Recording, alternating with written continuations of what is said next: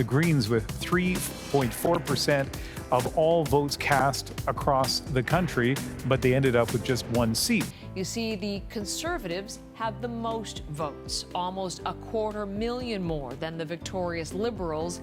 So we have to make sure that every vote counts, and to do that, the first past the post system is in the way. In Canada, we employ a system called first past the post to elect our members of parliament. First past the post divides the country into 338 separate electoral districts, each with its individual elections to choose members of parliament from various parties, making up the total seats in parliament.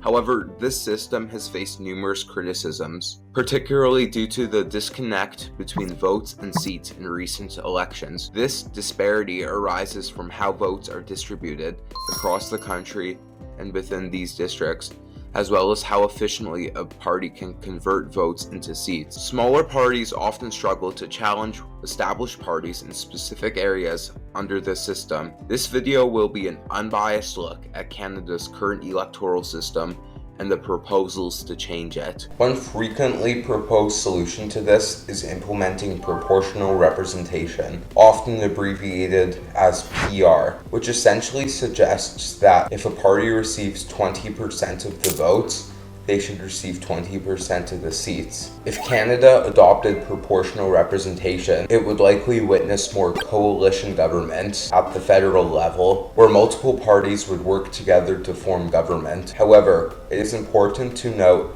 that proportional representation is not one single system, but rather a group of systems designed to make vote shares align with seat counts. Let's delve into some of them. The simplest form of PR is a closed list PR in a single nationwide constituency where voters cast their ballots for a party and seats are assigned to parties based on their vote share nationwide. This system is employed in Israel, for example, yet two key issues hinder its application in Canada. It's constitutionally incompatible as seats must be allocated based on provincial, not federal votes, according to the Constitution.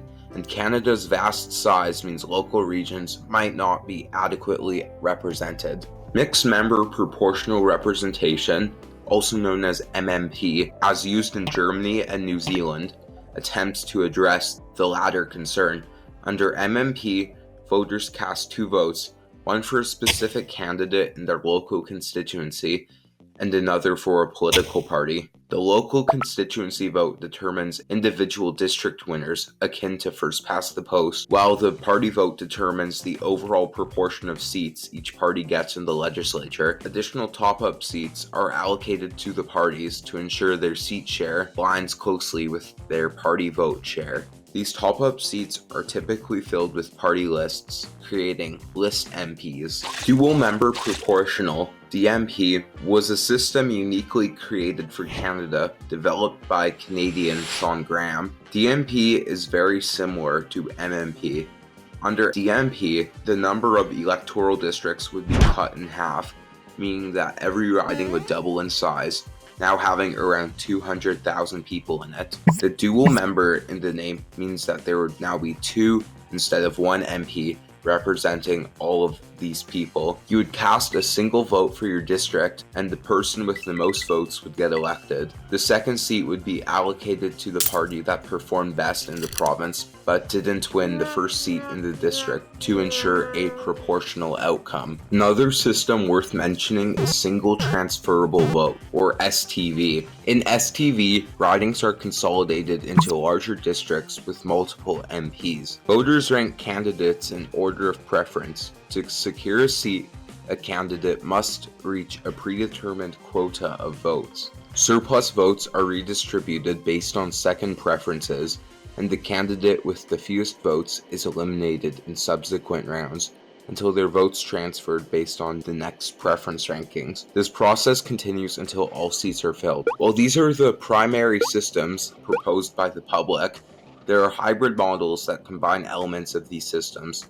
For instance, rural-urban proportional employs STV in cities and MMP in rural areas, and it was on the ballot in BC's electoral reform referendum a few years ago. It is crucial to note that there are still supporters of first past the post, as it delivers parties strong majorities, represents specific regions, and prevents fringe parties from gaining influence. However, with the last point, many proportional systems counteract this with vote threshold mechanisms, where a party only earns seats if they receive a certain percentage of votes. But what do you think about all of this? Do you think we need to implement a new system of electing our politicians? Or is the current system okay?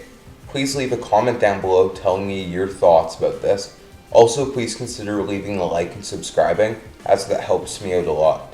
But apart from that, have a good rest of your day, and see you.